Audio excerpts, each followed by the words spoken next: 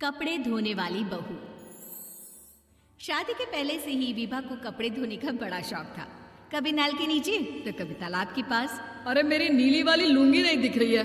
विभा की अम्मा कहाँ रखी है लुंगी? अरे वो तो विभा ने परसों ही धोकर रखी थी आपकी अलमारी में, देखो वहीं होगी। वो ना मैंने आज धो दी, मुझे लगा कि गंदी हो गई होगी। अरे कैसे गंदी हो गई थी?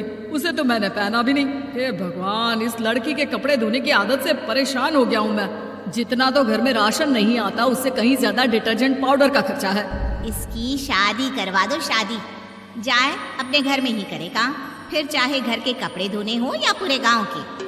हाँ ठीक बोल रही हूँ, देखता हूँ मैं कोई लड़का। वो दिन भी आ जाता है जब विभा को देखने लड़के वाले आ जाते हैं। लड़की मुझे अच्छी लगी। होने वाली सास कहती है, बेटी अगर कुछ पूछना है तो पूछ लो। वैसे तो हमारी लड़की बहुत ही शर्मीली है, जो बोल दो वो मान लेती है, इसे क्या पूछना होगा। अरे कैसी बात कर रही हो माँ, मुझे इन लोगों के घर रहना है, सवाल तो कई है। हाँ हाँ बेटा पूछ लो ना, क्या पूछना है। आप लोगों के घर कपड़े कौन धोता है? सास का मुंह बन जाता है। देखो अगर तुम ये कहना चाहती हो कि तुम्हें कपड़े धोने नहीं आते तो सुन लो, कपड़े मैं ही धोती हूँ, लेकिन तुम्हारे आ जाने के बाद मैं रुमाल तक नहीं धोऊंगी। अरे चुप रहना भाग्यवान, बहू बेचारी घर आई नहीं, उसे डराना शुरू कर दिया। वो क्या है ना बिटिया, अभी तक तो ये कल्लू की माँ ही धोती थी, लेकिन अब तुम्हारे पापा तो दहेज में वॉशिंग मशीन देंगे ही।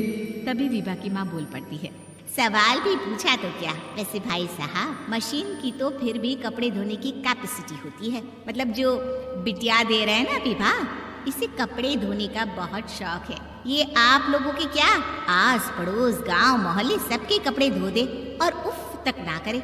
बाहर देखा नहीं आपने कितने कपड़े सूख रहे हैं, सब हमारी बिटिया ने ही तो धोए हैं। बस भी करो ना माँ, शर्म आ रही इतनी तारीफ सुनकर। और तो और एक दाग निकाल कर दिखाओ तो मान जाऊं। हाँ अच्छा अच्छा, माफ करना बेटा, मैंने गलत समझा, हमें तो रिश्ता बहुत पसंद है।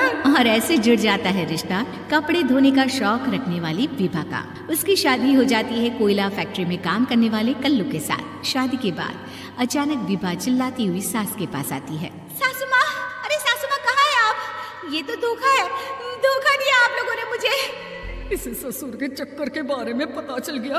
अरे तो उसमें तुझे क्यों धोखा मिला है? अरे नल में पानी नहीं आता, कपड़े कैसे कब धुलेंगे?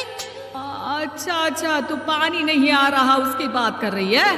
तो आपने क्या सोचा? कुछ नहीं। अच्छा हाँ, तेरी माँ ने कहा था कि कपड़े धोने का शौक है, तुझे याद आया मुझे। शौक शौक बोलकर कपड़े धोने वाले मेरे जुनून को कम ना आके सासू माँ, कपड़ा धोना मेरा गुरूर है। तभी पति भी वहाँ आ जाता है। अभी अभी मैंने इसे सनी देओल की फिल्म दिखाई है, उसी के डायलॉग मार रही है माँ। अच्छा सुन, साफ साफ बता रही हूँ, पानी सुबह 4 से 6 और शाम को 10 से 12 आता है, समझी? विभा टाइमिंग सुनकर हैरान हो जाती है। ये क्या भूतों का मोहल्ला है? सुबह 4 बजे उठकर कौन कपड़े धोता है? 4 बजे टंकी में पानी जाता है, फिर सारा दिन धोना ना, किसने मना किया?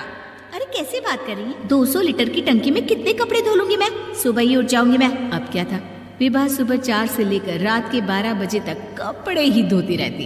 एक रोज सास पड़ोस से निकलकर कहीं जा रही होती है कि साथ वाली कहती है, हाँ कल्लू की माँ, जरा ये बताओ कि 2 साड़ी है, 2 ब्लाउज और एक पेटीकोट और एक नाड़े वाला लंबा कच्छा। हाँ तो? अरे तो क्या कितना लोगी धुलाई, ये बताओ। धोबन दिख रहे हैं हम क्या? हमारे पति सरकारी नौकरी से अभी अभी रिटायर हुए हैं और बेटा सुपरवाइजर है कोयला फैक्ट्री में। धोबन समझ रखा है हमें? हाय रे कल्लू की अम्मा, माफ कर दो, वो तो मोहल्ले में यही सब बता रहे थे कि तुमने बहू को कपड़ा धुलवाने के काम में लगा दिया है। सास को पड़ोसन की बात सुनकर गुस्सा आ जाता है। वो घर पहुंचती है जहां घर के बाहर ही इतने सारे कपड़े सूख रहे होते हैं जितने कि किसी धोबन के घर पर। अरे ओ कल्लू की दुल्हन, बाहर निकल। माँ जी यहीं आ जाओ, बाथरूम में चादर धो रहे हैं हम। अरे अभी हम धोते हैं, तुमको बाहर निकलो। ये आस पड़ोस वाले बोल रहे हैं कि हम बहू से कपड़े धुलवा धुलवा कर उसे कपड़ा धोने वाली बना दिए हैं। अरे छोड़ो ना माँ जी, किन लोगों की बातों में आती हो? आस पास के लोगों का तो काम ही होता है कि वो किसी तरह सास बहू को लड़ा दे। बहू सारे घर के कपड़े धोती है, ये क्या कम है? बोलिए।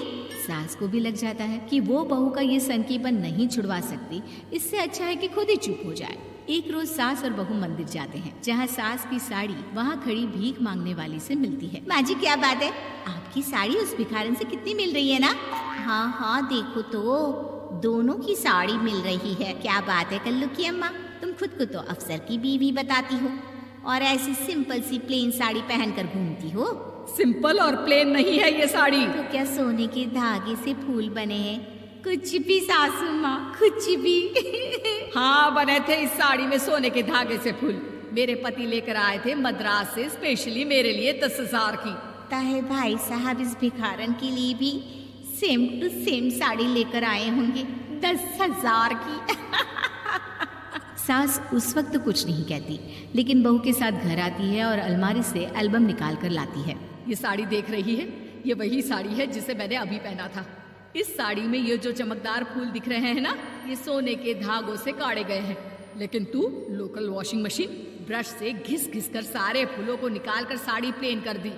मुझे माफ कर दीजिए सासू माँ। और तो और, जब मैंने तुझे तेरी गलती के लिए कुछ नहीं कहा, लेकिन तूने तो सबके सामने मेरा मजाक ही बना दिया। क्यों? बहू को समझ में आ जाता है कि अब से उसका कपड़े धोना बंद।